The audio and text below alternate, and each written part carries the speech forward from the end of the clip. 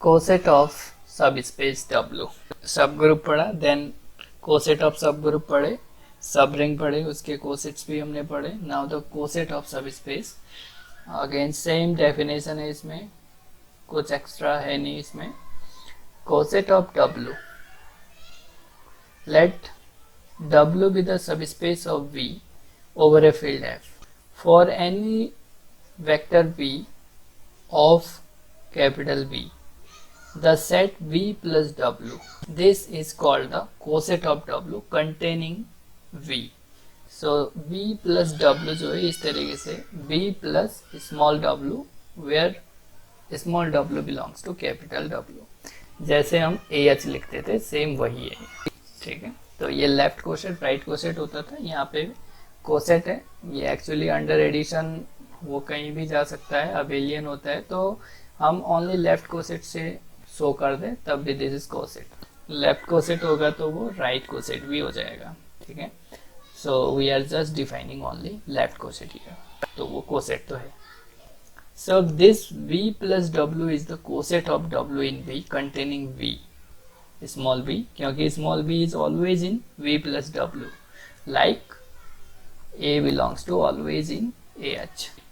Then all properties of coset hold here, which was already done in the group theory, of course in ring theory. Now we have the problem question. Prove that V plus W is the subspace of V if and only V belongs to W. Number 1. Second question is here.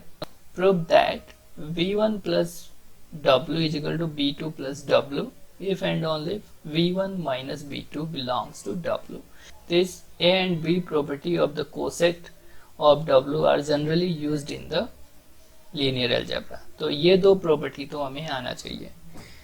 जब V plus W is subspace of V if and only V belongs to W आप show करो.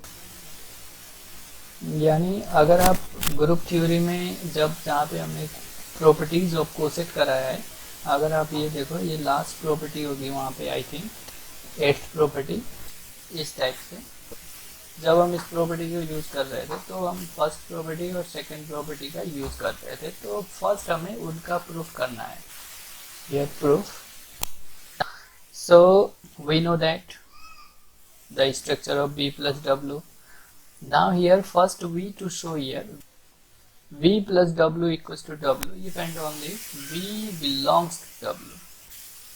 पहले तो हमें इस property को hold कराना है. ठीक है, इसी प्रॉपर्टी को जैसे ही होल्ड हो जाएगा इसी के थ्रू हम बोल देंगे इसको. ठीक है, because here given W is the subspace of V. So V plus W equals to W imply V belongs to V plus W. वैसे भी B always belongs to V plus W. B can be written as V plus 0. So this V belongs to V plus W.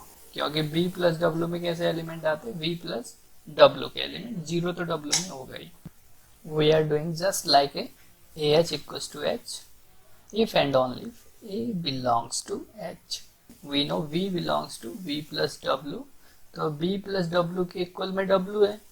तो अगर V जो है left में लाई करेगा, left side में, तो ये दोनों साइड इक्वल है, तो V जो है W में भी लाई करेगा. सो यहाँ पे डन.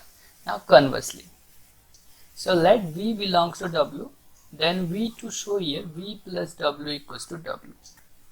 बाद में हम इजीली बता देंगे, since W is the subspace of V, so V plus W is equal to W, therefore V plus W is again subspace of V, capital V.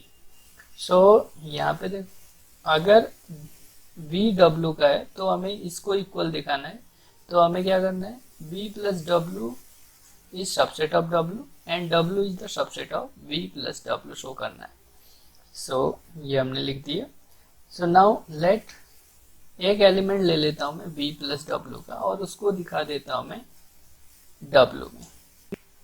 ठीक है, तो मेरा V plus W is the subset of W हो जाएगा. So suppose V belongs to V plus W, तो ये V जो होगा वो तो ऑलवेज लाई करेगा because A belongs to AH. Coset में अगर हमने पढ़ा हो या तो वैसे ही यहाँ पे भी e plus 0 is equal to b, so this v belongs to w।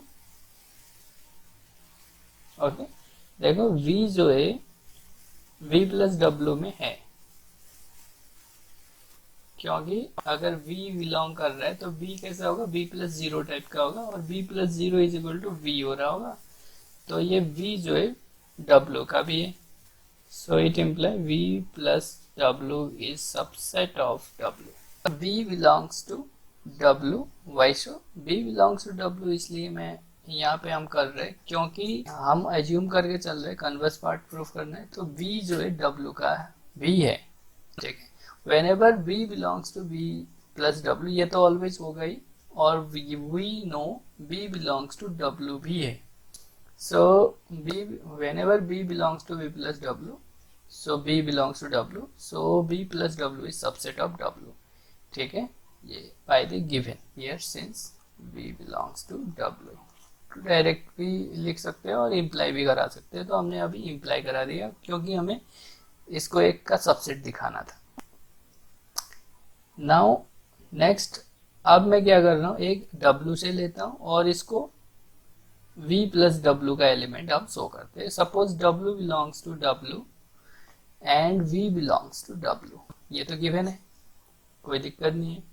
Then here exist, अगर v w का है और w सब स्पेस है तो उसका नेगेटिव वेक्टर भी इसमें ही होगा, so w is equal to 0 plus w, because 0 is the zero vector, तो और मैं 0 को लिख रहा हूँ b minus v plus w, तो ये क्या हो जाएगा b plus minus v plus w, इसको by associative, so b plus w dash कर दिया क्योंकि माइनस b भी w का है और w भी w का है, और w कैपिटल W जो है वो क्या है, अपने आप में वेक्टर स्पेस है, सब स्पेस है तो वो अपने आप में वेक्टर स्पेस है, तो ये w डैश मैंने कर दिया, और ये w डैश किसका होगा, w का होगा, कैपिटल W का।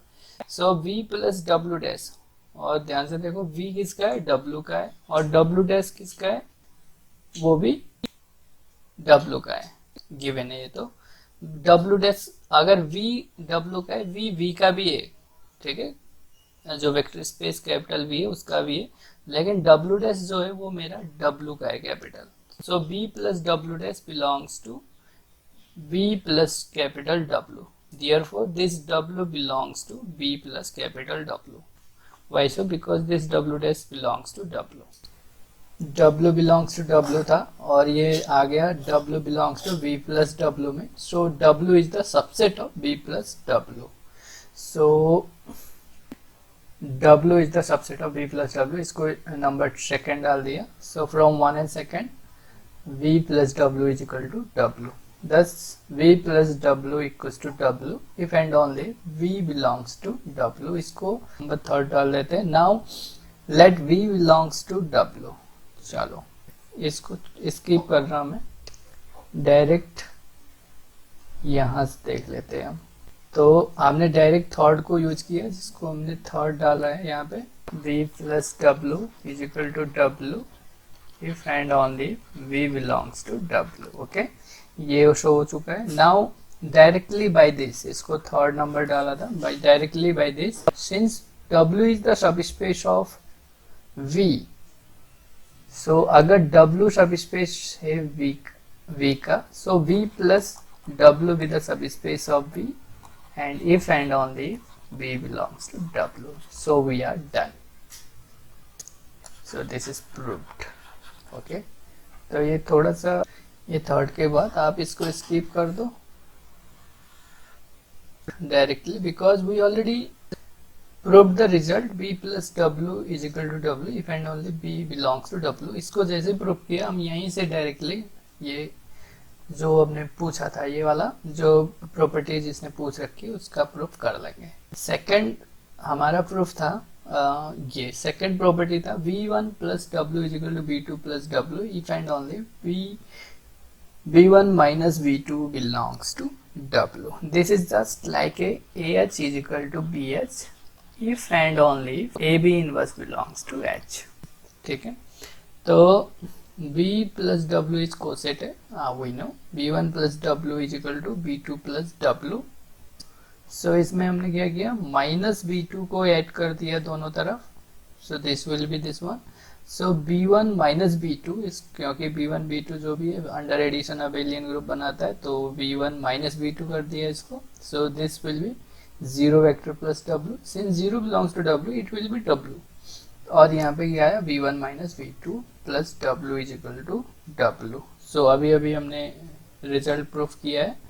सो whenever v plus w is equal to w if and only v belongs to w. By third, so b1 minus b2 belongs to w.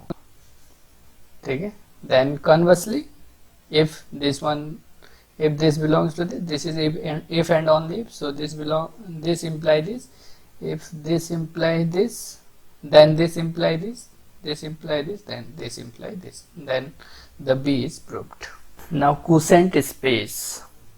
Actually जब हमने ग्रुप पढ़ा तो normal सब ग्रुप पढ़ा. Normal सब group के बाद फैक्टर ग्रुप और क्वोशेंट ग्रुप हमने पढ़ा था. रिंग थ्योरी में रिंग पढ़ा, आइडियल्स पढ़े, देन फैक्टर रिंग और क्वोशेंट रिंग पढ़ा था.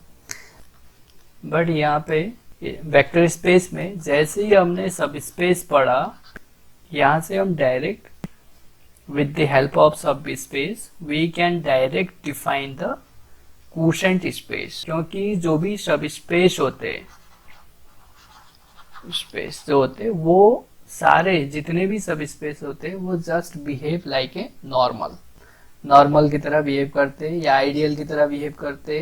तो we can define the quotient space. तो अलग से हमें नॉर्मल या आइडियल्स पढ़ने की जरूरत नहीं है यहाँ पे क्वोशेंट स्पेस में.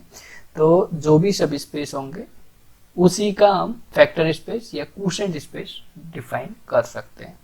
So the for the quotient space W is the subspace of V over a field F.